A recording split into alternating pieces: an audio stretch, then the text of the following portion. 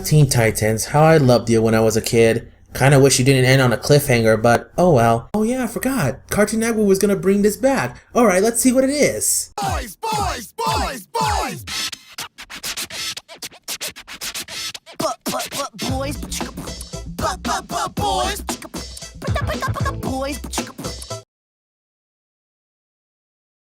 Well, this sucks.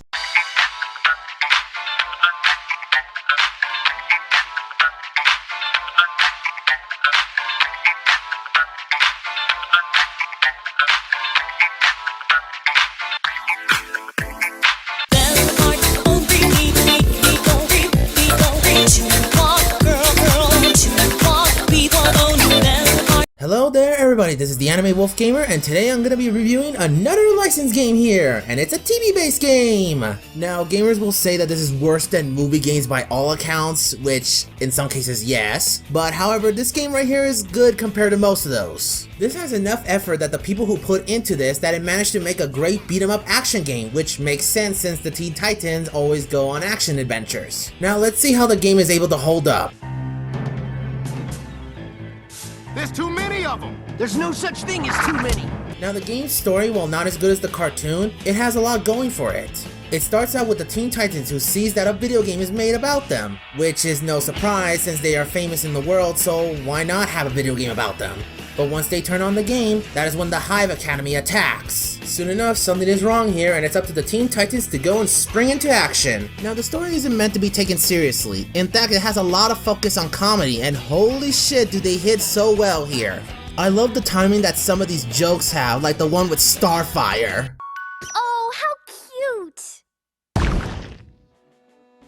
Plus, during the levels, there's some really funny dialogue here, and it really gave me a chuckle. I think the writers from the show actually did write some of these lines here. It makes the character interactions between the actions so funny and awesome. I signed up to be a crime fighter. Yeah, and instead we're bunnies fighters.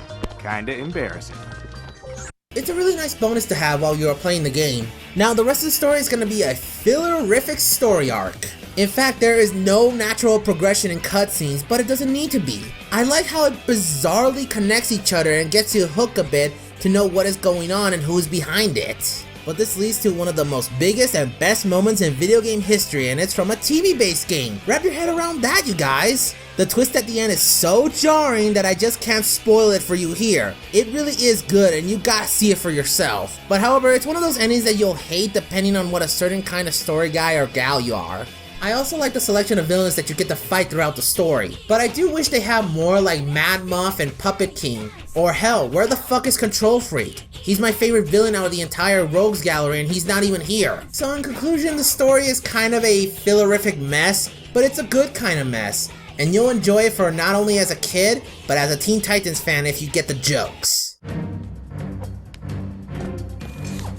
Now the graphics here really fit within the style and presentation. I will admit that it looks a little jaded and creepy at times. I mean, I know that they are going for a cartoony look because let's face it, people remember how funny the Teen Titans can get and this is what they are going for. But look at how they express their emotions here.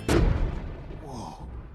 Not good. This is not good. Yeah, the cartoony expressions really did not translate well within the game sometimes. I do like what they did with the health bars though, as they show the characters' faces reacting to everything that they do in the game, whether it be getting flinched, getting attacked, doing the attacks, or in desperate need of getting medical attention. The level designs are varied and none of them look the same, but they do look a little grainy, which kinda distracts you a bit. Luckily, it's not too bad at least. As for the soundtrack is pretty generic and none of the tunes stand out other than the Teen Titans theme.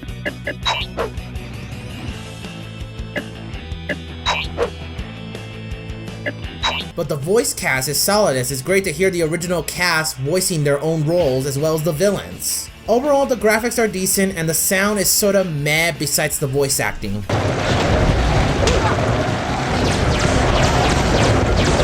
Now the controls work really well here. Every button works to its function and that is good because since this is a beat 'em up, you need the controls to be precise. The Y button is for charge strong attacks, X is for a special, D-pad to switch characters, A for attacks, and B to jump. Yes, it's one of those games where they switch A and B to their opposites. Yeah, guess how many times me and my brother got that confused. That is pretty much the only problem I have, but you'll get used to it. There hasn't been any major problems I have with the controls, but I say it's all good here. but the platforming is kinda hard to pull off at times, but hey, they rarely use that, so nothing major here.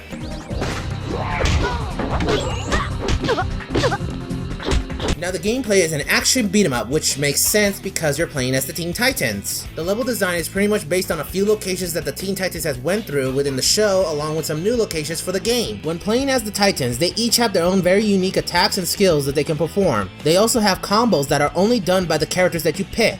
No character is a clone, and they use the talents that we have seen from the show as great fan service to us. It keeps the gameplay from getting stale and repetitive, at least early on within the game. Now, since this is a beat 'em up game, how are the enemies here? Well, they all come in different shapes and sizes, each with their own attacks.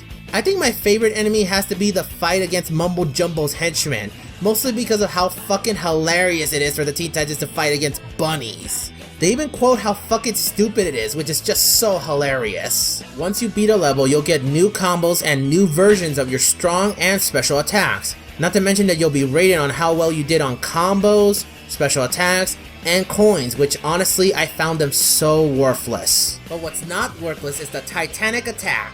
This item appears in certain parts of the game, and once you have it in your possession, you get to blow everyone up, motherfuckers! Fire.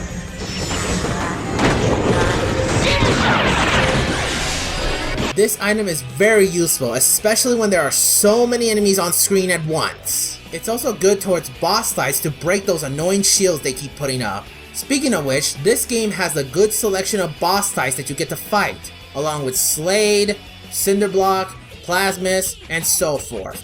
They each have their own skills and attacks for you to avoid, and they also bring up a good challenge, especially with Slade. The best part about this game is that you and 3 other players get to play at the same time. I love it when beat 'em ups do this. It makes the game so much fun to play, and since me and my brothers loved the show when it first aired, it is a plus. Now, if there are some things I can complain about, it is the camera. Sometimes it can get very hectic when you have 2 or more players on board, especially when it has no idea who to focus on when the players are so spread out. Now, the gameplay can be repetitive once you unlock all the moves and the unlockables that you can get.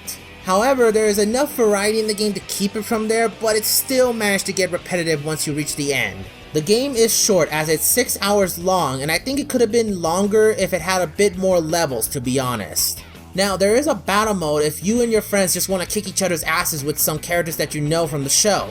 But however, the roster here is a little lacking. I mean, there are so many clones here. The difference between them is that they use different versions of the attacks, but however, it would have been nice to have more heroes and villains that we have seen from Season 5. I don't know if the game came before or after Season 5, but it would have been nice to have more of the other characters that we have seen before then. So overall, the gameplay is pretty decent compared to most TV games that I played.